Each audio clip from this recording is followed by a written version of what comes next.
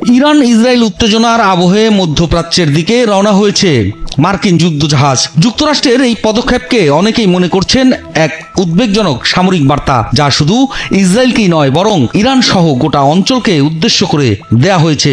আন্তর্জাতিক সংবাদ মাধ্যম দ্য হিল জানিয়েছে, এই জাহাজ মোতায়েনের উদ্দেশ্য হল ইসরায়েলের প্রতি যুক্তরাষ্ট্রের প্রতিশ্রুতি পুনর্ব্যক্ত করা এবং আঞ্চলিক স্থিতিশীলতা নিশ্চিত করা।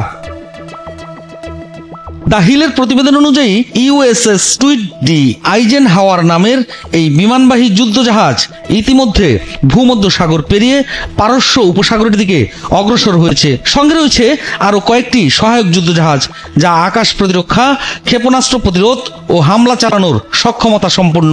মার্কিন প্রতিরক্ষা দপ্তরের কর্মকর্তারা জানিয়েছেন, যে কোনো ধরনের হুমকি মোকাবিলায় প্রস্তুত থাকা এবং ইসরায়েলের বিরুদ্ধে সম্ভাব্য আঞ্চলিক হামলা প্রতিরোধ করাই এই যুদ্ধজাহাজ মোতায়েনের উদ্দেশ্য।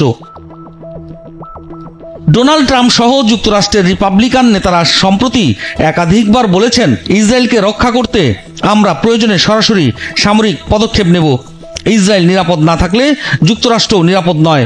এই প্রেক্ষাপটে যুদ্ধজাহাজ পাঠানো শুধু প্রতীকী নয়, বরং এটি কার্যকর কৌশলগত পদক্ষেপ, যার মাধ্যমে যুক্তরাষ্ট্র মধ্যপ্রাচ্যে নিজেদের সামরিক উপস্থিতি জোরালো করতে চাইছে। ইরান যুদ্ধজাহাজ পাঠানোর ঘটনায় উদ্বেগ প্রকাশ করে বলেছে, যুক্তরাষ্ট্র অবাঞ্ছিত উত্তেজনা তৈরি করছে। ইরানি পররাষ্ট্র মন্ত্রণালয় এক বিবৃতিতে জানায়, যুদ্ধজাহাজ দিয়ে শান্তি প্রতিষ্ঠা করা যায় না, বরং এটি আগুনে ঘি ঢালার মতো। এদিকে ইরানের বিপ্লবী গার্ড বাহিনীর এক শীর্ষ জেনারেল হুঁশিয়ারি দিয়েছেন, মার্কিন জাহাজ যদি ইরানি সীমা অতিক্রম করে তাহলে তাদের আর ফিরে যাওয়ার সুযোগ দেওয়া হবে না। বিশ্লেষকদের মতে, ইরান সরাসরি যুদ্ধ এড়িয়ে অঞ্চল জুড়ে তাদের সমর্থিত মিলিশিয়া গোষ্ঠীগুলোর মাধ্যমে প্রতিক্রিয়া জানাতে পারে, যেমন হিজবুল্লাহ, হামাস বা ইয়েমেনের হুথি বিদ্রোহীরা। আন্তর্জাতিক সংবাদ মাধ্যম আল জাজিরা বলছে, যুদ্ধজাহাজ মোতায়েন পুরো অঞ্চল জুড়ে নিরাপত্তা উদ্বেগ বাড়িয়ে তুলেছে। বিশেষ করে সৌদি আরব, কুয়েত ও সংযুক্ত আরব আমিরাতের মতো দেশগুলো নতুন করে নিরাপত্তা পুনর্মূল্যায়নে ব্যস্ত হয়ে পড়েছে।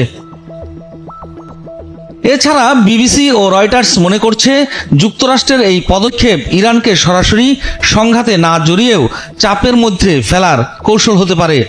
এতে একটি যুদ্ধ না হলেও উত্তেজনা দীর্ঘমেয়াদে টিকবে এবং মধ্যপ্রাচ্যের রাজনীতিতে নতুন মাত্রা যোগ হবে।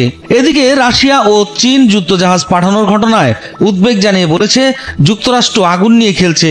চীন পররাষ্ট্র মন্ত্রণালয়ের মন্তব্য করেছে, সংঘাত নয়, সংলাপ প্রয়োজন। যুক্তরাষ্ট্র যদি সরাসরি সামরিকভাবে জড়িয়ে পড়ে তাহলে এটি হতে পারে দ্বিতীয়বারের মতো ইরাক যুদ্ধের আরেকটি ভূ রাজনৈতিক ভুল, যেখান থেকে বেরিয়ে আসা সহজ নয়। তবে এই যুদ্ধজাহাজ এখন পর্যন্ত কোনো সামরিক অভিযান চালায়নি, যা ইঙ্গিত দেয় ওয়াশিংটন এখনো কূটনৈতিক পথ উন্মুক্ত রেখেছে। তবে কূটনীতি যদি ব্যর্থ হয় তাহলে এই সংঘাত পুরো অঞ্চলকে এক দীর্ঘমেয়াদী যুদ্ধে ঠেলে দিতে পারে, যেখানে যুক্তরাষ্ট্র, ইরান, ইসরায়েল ও তাদের মিত্ররা সরাসরি মুখোমুখি হতে পারে। মার্কিন যুদ্ধজাহাজের মধ্যপ্রাচ্যে রওনা হওয়ার ঘটনা আন্তর্জাতিক রাজনীতির আরও একটি স্পষ্ট বার্তা।